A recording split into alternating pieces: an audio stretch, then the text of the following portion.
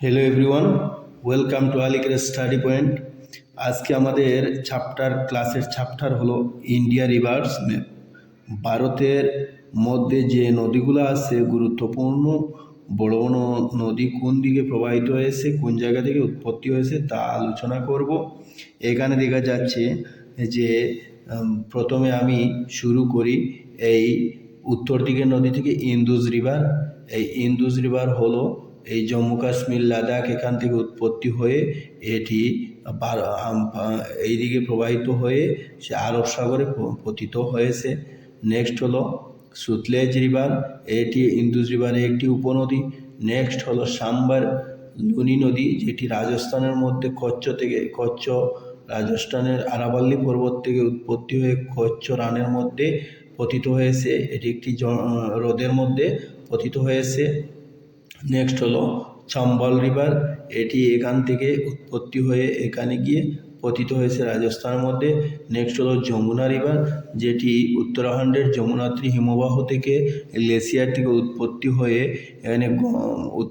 হয়ে এখানে এসে গঙ্গা ব্রহ্মপুত্র মিলিত হয়ে এখানে উত্তরপ্রদেশ, বিহার, পশ্চিমবঙ্গের মধ্যে পতিত হয়ে এখানে পশ্চিমবঙ্গের মধ্যে বঙ্গোপসাগরে মিলিত হয়েছে। নেক্সট হলো মহানদী রিভার, যেটি ছত্তিশগড়ে থেকে মহানদী এখান থেকে এখানে উড়িষ্যা এবং ছত্তিশগড়ের থেকে উৎপত্তি হয়ে উড়িষ্যার মধ্যে দিয়ে পতিত হয়ে বঙ্গোপসাগরে পতিত হয়েছে। তারপরে হলো গোদাবরী, যেটি মহারাষ্ট্র থেকে উৎপত্তি হয়ে এখানে এসে বঙ্গোপসাগরে পতিত হয়েছে। কৃষ্ণা, যেটিও মহারাষ্ট্র থেকে উৎপত্তি হয়ে এখানে বঙ্গোপসাগরে পতিত হয়েছে। পেরিয়ার রিভার, যেটি কেরল থেকে উৎপত্তি হয়েছে। কাবেরী, যেটি কর্ণাটক থেকে এখানে হলো কাবেরী, এই দক্ষিণ গঙ্গা যাকে বলা হয় কাবেরী, এখান থেকে উৎপত্তি হয়েছে, কর্ণাটক থেকে উৎপত্তি হয়ে এখানে বঙ্গোপসাগরে পতিত হয়েছে। এই হলো আসামে ভারতের কয়েকটি বড় বড় নদী সম্পর্কে আলোচনা করলাম। সবশেষে একটি নদী সম্পর্কে আলোচনা করি, যেটি হলো ব্রহ্মপুত্র রিভার। এই ব্রহ্মপুত্র রিভার অসমের মধ্যে দিয়ে প্রবাহিত হয়েছে। এখান থেকে উৎপত্তি হয়েছে আংশিক গ্লেসিয়ার। এই আংশিক গ্লেসিয়ার থেকে উৎপত্তি হয়ে চায়নার মধ্যে দিয়ে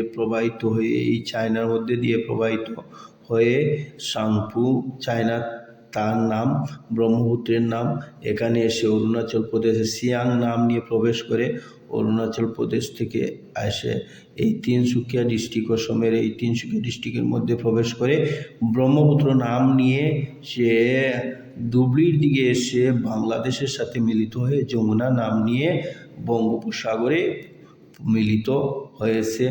আর এই দিকে হলো আর একটি নদী, যেটি হলো বরাক রিভার। এটি হলো বরাক রিভার। এই বরাক মণিপুর থেকে উৎপত্তি হয়ে এখানে মিজোরাম এবং মণিপুরের বর্ডারের মধ্যে একটু টাচ করে সে মণিপুর থেকে কাছাড়ের দিকে এসে কাছাড়ের কাঠিগোড়ার দিকে প্রবাহিত হয়ে এক অংশ সুরমা, এক অংশ কুশিয়ারা নাম নিয়ে সে বাংলাদেশে প্রবেশ করেছে। তারপর বাংলাদেশে প্রবেশ করে সে বঙ্গোপসাগরের সাথে মিলিত হয়েছে। এই হলো ভারতের